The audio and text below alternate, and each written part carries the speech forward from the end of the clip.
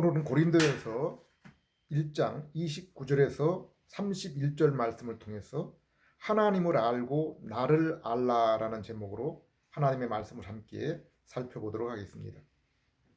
오거스틴은 사람들이 그에게 나와서 선생님은 세상을 살아가면서 힘써 바라는 소망이 무엇이냐고 물었을 때 하나님을 아는 것 그리고 나를 아는 것이다 라고 대답했다고 합니다. 그러면 그것 외에 세상에서 바라는 것이 무엇이 있습니까? 라고 물었을 때 나를 알고 하나님을 아는 것 외에는 아무것도 없다라고 대답했다고 합니다. 바울 또한 빌립보서 3장 7절에서 9절에 이와 똑같은 말을 했습니다. 그러나 무엇이든지 내게 유익하던 것을 내가 그리스도를 위하여 다 해로 여길 뿐더러 또한 모든 것을 해로 여기면 내 주 그리스도 예수를 아는 지식이 가장 고상하기 때문이라. 내가 그를 위하여 모든 것을 잃어버리고 배설물로 여김은 그리스도를 얻고 그 안에서 발견되려 함이니. 바울도 일평생 오직 한 가지 소망, 그것은 그리스도를 알고 그 안에서 자신을 발견하는 것이라고 했습니다. 구약의 선지자들도 이렇게 말씀했습니다. 호세아서 4장 6절 내 백성이 나를 알지 못하여 망하는도다. 6장 3절 그러므로 여호와를 알자 힘써 여호와를 알자. 아모스 5장 6절 너희는 여호와를 찾으라 그러면 살 것이요 그러나 그렇지 않으면 그가 불같이 너희를 휩쓸어 소멸할 것이라. 성경과 믿음의 선배들의 말씀과 경험처럼 인생 곧 성도에게 있어서 가장 의미 있고 행복한 시간은 바로 성경을 펼쳐서 하나님을 알아갈 때입니다. 우리가 사는 오늘날은 어떤 시대입니까? 바울은 디모데후서 3장에서 말세 고통하는 때라고 했습니다. 하나님은 아담의 원죄로 인해서 죄성을 가진 첫 번째 인류들이 그 흉악함이 극에 달했을 때 하나님께서 택하신 백성을 보존하기 위해서 홍수로 첫 번째 세상을 멸망시키고 노아의 가족을 통한 두 번째 세상에서는 인류를 언어의 혼잡을 통해서 국가와 민족으로 분류하시고 왕과 통치자를 세우고 죄에 대한 형집행의 권한을 주어서 인류의 죄성을 억제시키고 그리하여 인류를 하나님이 계획하신 때까지 보존하신 것입니다. 그러나 데살로니가 후서 2장을 보면은 하나님이 마지막 때에는 자신의 힘으로 억제시키셨던 이러한 불법의 힘이 활동하도록 잠시 허용하는 때가 있고 그 후에 주님이 재림하실 것이라고 했습니다. 우리는 삶 속에서 바울의 이 말씀처럼 말세에 고통하던 때에 나타나기로 한 사람들이 자기만을 사랑하며 무정한 이러한 무법적인 모습을 날마다 마주하며 살아가고 있지 않습니까? 특별히 바울은 교회를 향하여도 경건의 모양은 있으나 경건의 능력을 보이지 않음을 경고하고 있습니다. 그들은 7절에 그들은 항상 배우지만은 끝내 진리의 지식에는 결코 이를 수 없다라고 했습니다. 디모데후서 3장 15절에서 17절에서는 성경은 하나님의 영감으로 기록된 책으로서 죄인에게 영생에 이르는 지식과 또한 생명을 얻은 자들의 경건, 곧 하나님과의 교제와 성도의 섬김에 유익한 것이라고 했습니다. 성경은 개신교, 캐토릭, 정교회, 그리고 유대교와 회교에 이르기까지 그들이 성경의 전체 내용 혹 일부 내용을 인정하며 자신들의 종교의 경전 중에 하나로 인정하고 있습니다. 그리고 전 세계 종교의 과반수 정도를 차지하는 개신교, 캐토릭, 정교회는 신구약 성경을 공통적으로 그들의 경전으로 사용하고 있습니다. 그리고 신구약 헬라어 히브리어로 기록된 그러한 내용에 있어서도 사본의 문제로 약간의 그 차이가 있을 수 있어도 전체적인 내용과 해석에는 커다란 차이가 없음을 발견할 수 있습니다. 성경 전체에 대한 조직신학 또한 이에 대한 여러 책들이 있지만은 내용에 있어서 커다란 차이가 없고 그 중에 가장 많이 사용되는 루이스 볼코프의 조직신학 내용과 대동소이합니다. 크게 벗어나는 것이 없습니다. 또한 성경에 대한 주석에 있어서도 오늘날까지 칼빈과 매튜 헨리 주석과 같은 고전에서 그 내용이 크게 벗어나지 않습니다. 우리는 하나님에 관한 지식을 얻는 데 있어서 어떤 시대에 살고 있습니까? 신구약 66권의 성경이 이미 완성된 시대를 살고 있습니다. 구약 성경 약 1300페이지, 신약 성경 약 400페이지에 대하소설이나 삼국지, 대망 같은 역사 소설에 비해서도 그 분량이 훨씬 적은 책입니다. 그런데 우리는 이러한 성경을 펼칠 때 하나님, 인간, 자연에 관한 그 존재와 목적, 그리고 상호 간의 관계에 대해서 알 수 있게 됩니다. 특별히 성경 전체에서 예언되고 약속된 구원, 곧 영생이 예수 그리스도의 오심으로 성취되고 이 땅에 오신 예수님께서 친히 하나님과 하나님의 계시를 온전히 밝히셨습니다. 그러므로 예수님은 나를 본 자는 아버지 곧 하나님을 본 것이라고 했습니다.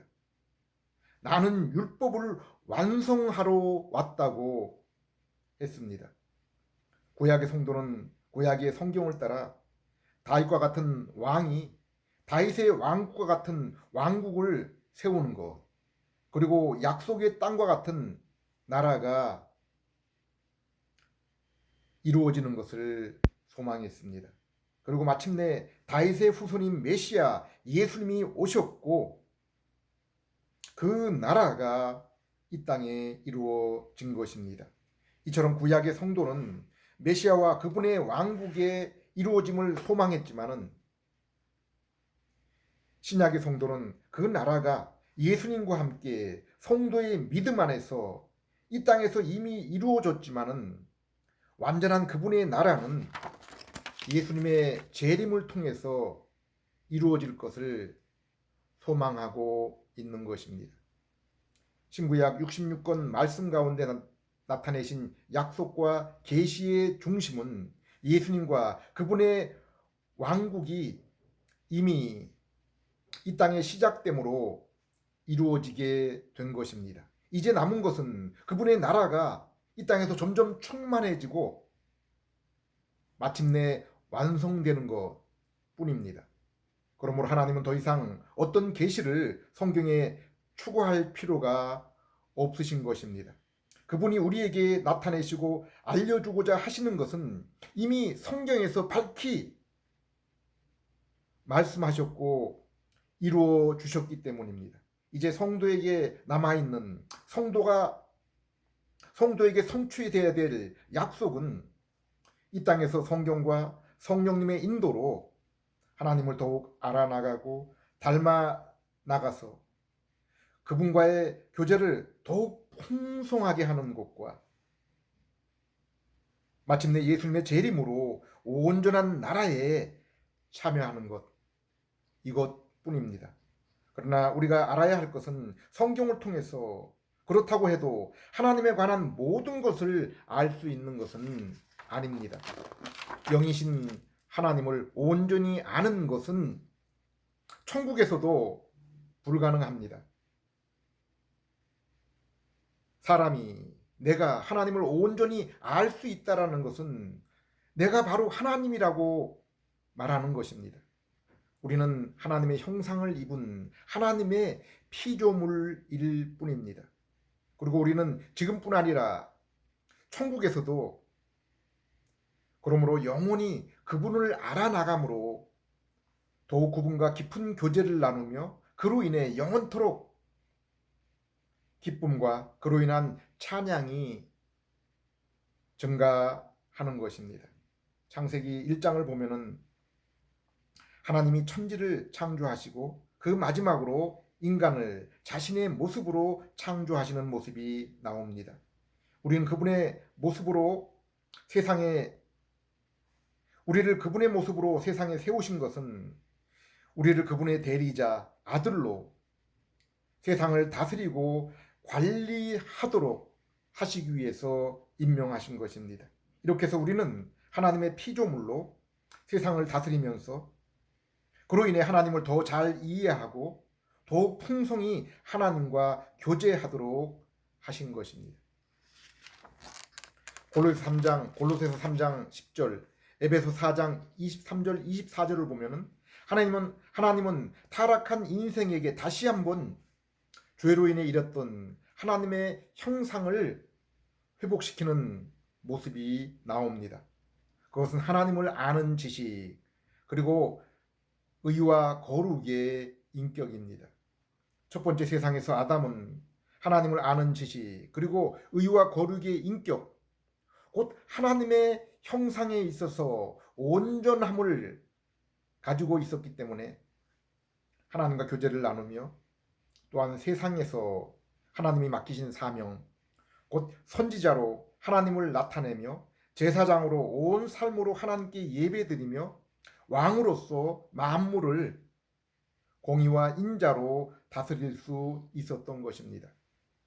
그리고 하나님은 첫 번째 인류 아담에게 하나님의 성전, 곧 에덴에 있는 동산 가운데 생명나무와 선악을 아는 나무를 두어서 아담에게 더 나은 미래에 대한 소망과 그리고 하나님의 이 계명에 불순종할 때 당하게 될 경고를 나타내셨습니다.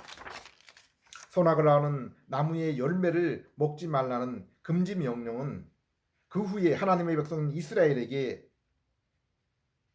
율법으로 나타났습니다. 우리는 이것을 행위 언약 혹은 자연 언약이라고 부르기도 합니다. 하나님에 대한 지성과 그리고 의와 거룩의 마음과 인격을 지닌 아담은 하나님과의 교제를 통해서 지성과 인격이 더욱 자라나고 그로 인해 하나님과의 교제가 깊어지고 풍성하여져서 더욱 큰 기쁨의 삶을 살아갈 수 있게 된 것입니다.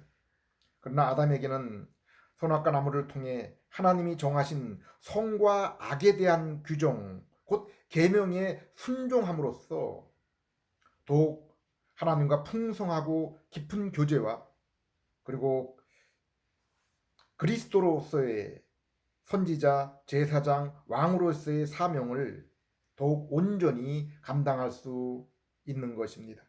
그러나 아담이 선악과 열매를 먹는다면 그것은 하나님의 선악의 기준에 순종하는 것이 아니라 그것을 떠나서 자신이 스스로 선악 기준을 만들고 살아가겠다는 것입니다. 하나님과 피조물과의 관계를 깨트리며 스스로 자신이 인생의 주인으로 하나님처럼 되려는 것이요, 창조된 하나님의 형상으로서 하나님께 영광을 돌리는 본분을 떠나서 스스로 하나님께 돌아가야 될 그 영광을 취하는 불순종인 것입니다. 그런데 아담은 뱀의 모양을 한 타락한 천사의 유혹에 빠져서 선악과 열매를 먹은 것입니다. 그로 인해 아담이 선악과 열매를 먹지 않고 순종하여 맡겨진 사명을 따라 살아갈 때 마침내 얻게 될 생명나무, 곧 영생을 잃어버린 것입니다. 오늘날 아담의 후손인 인류 모두는 이처럼 아담을 따라 죄성을 가지고 태어난 죄인들입니다. 로마 3장의 말씀처럼 인생에게 선하고 의로운 구석이 이제 하나도 없습니다. 그러나 모든 인류 죄인이 동일하게 흉악하고 음란하다는 것은 아닙니다. 사람마다 그 정도의 차이가 있고 그리고 사람의 체면, 처벌의 두려움 등으로 이러한 죄성을 억제하지만은 그러나 하나님과 의를 향한 그러한 그 방향과 성향이 아니라 세상과 정욕과 죄를 향한 성향과 방향성을 모든 인류가 가지고 있다는 것입니다. 성경은 이처럼 원죄와 자범죄로 인해서 죄와 죄의 성질 그리고 그에 대한 책임을 당하여야 한다고 말씀하고 있습니다. 여러분, 한번 세상과 주변을 살펴보십시오. 풍랑 속에 대한민국을 구할 도움의 손길을 이 세상 어느 나라에서 찾을 수 있습니까? 어느 나라가 대한민국을 목숨을 다해 도움을 주고 구해주겠습니까? 여러분 개인의 고난과 슬픔 중에 누가 진실로 함께하며 도움을 주고 있습니까? 그러한 인생이 여러분에게 있어서 누구입니까? 그런데 하나님께서 이러한 죄인에게 구원, 그것도 영원한 구원인 영생을 약속하셨고 마침내 예수님의 오심으로 이루어진 것입니다. 성경의 역사를 보면은 오직 두 종류의 사람만 이야기하고 있습니다. 가인과 셋, 노아의 가정과 세상, 이스라엘과 다른 민족들, 그리고 오늘날 교회와 세상입니다. 갈라디아서 6장 15절에서는 이것을 중생한 자와 그렇지 못한 자로 구별하고 있습니다. 하나님은 선악과를 따먹고 범죄한 아담에게 곧 선악과를 먹지 않고 순종하면은 생명나무에 참여하여 영생을 얻으리라는 행위 언약 대신에 이제는 창세기 3장 15절에 여인의 후손으로 오실 예수 그리스도를 믿기만 하면 영생을 얻으리라는 우리의 행위하는 우리의 수고와 노력과는 상관이 없는 은혜의 언약을 주셨습니다. 히브리서 11장에 나오는 믿음의 조상 선배들은 오직 이 언약, 이 은혜의 언약을 믿고 그리하여 이 세상으로부터 빠져나온 사람들입니다. 사람들의 그러한 이야기입니다. 셋, 노아, 아브라함, 그리고 이스라엘, 오늘날 교회가 바로 이러한 사람들, 이러한 공동체입니다. 오늘날 세상과 세상 속의 시대 정신을 한번 보십시오. 한 부류는 공의를 강조하는 집단입니다. 법과 질서를 엄격하게 앞세우는 이러한 집단으로 대표적으로는 무슬림, 공산주의 집단이 있습니다. 그 가운데 사는 사람들은 인권이 억눌리고 자유를 갈망하는 탄식의 소리가 이곳저곳에서 터져 나오고 있습니다. 또 한 부류는 인자, 곧 사랑만을 강조하는 집단입니다. 오늘날 소위 자유와 복지를 강조하는 서방 세계의 이러한 것들이 나타납니다. 그러나 이러한 세계에서 동성애, 마약, 법과 질서를 부정하는 무법천지와 혼란을 우리는 목도하고 있습니다. 그러나 하나님 앞에 선한 나라, 바람직한 인생은 미가서 6장 8절 말씀처럼 그 나라와 인생에 있어서 인자와 공의가 조화를 이루며 그로 인해 겸손히 하나님과 동행하는 그러한 공동체입니다. 공의와 인자는 하나님의 성품입니다. 하나님은 공의의 하나님이시기 때문에 선악과 계명을 불순종한 죄인은 그 계명대로 그 약속대로 그로 인해 죄책과 죄성을 지니며 마땅히 심판을 받아야 하는 것입니다. 그러나 하나님은 또한 인자의 하나님이시기 때문에 그 가운데 얼마의 사람들을 택하시고 인자와 긍휼을 베푸셨습니다. 우리의 죄를 대신해서 그의 아들을 우리의 몸을 입히셔서 대신 죄의 짐을 지게 하시며 하나님이 기대하신 의를 주시기 위해서 율법을 대신 순종케 하신 것입니다. 그러므로 예수님의 십자가는 하나님의 공의와 인자가 가장 분명하고 아름답게 만나는 곳입니다. 하나님의 형상을 입은 인류, 곧 모든 죄인된 인생은 죄로 인해 잃어버린 하나님과 하나님의 형상을 하나님과의 만남과 하나님의 형상을 회복할 때까지는 결코 그 무엇으로도 자신의 인생 가운데서 인생을 통해서 만족할 수도 행복할 수도 없는 것입니다. 그리고 하나님의 은혜 언약이신 예수님과 십자가 이외에는 죄인된 모든 인생이 결코 하나님의 형상을 회복하고 하나님을 만날 수 없는 것입니다. 에베소 2장 1절에서 3절 말씀처럼 죄와 허물 곧 아담의 원죄와 인류의 자범죄로 인해 세상과 죄의 정욕을 쫓는 마귀의 종으로서 모든 인류는 그로 인해 하나님의 무서운 진노의 심판을 기다리며 하나님을 모른 채 막연한 두려움 가운데 살아갈 수밖에 없는 것입니다.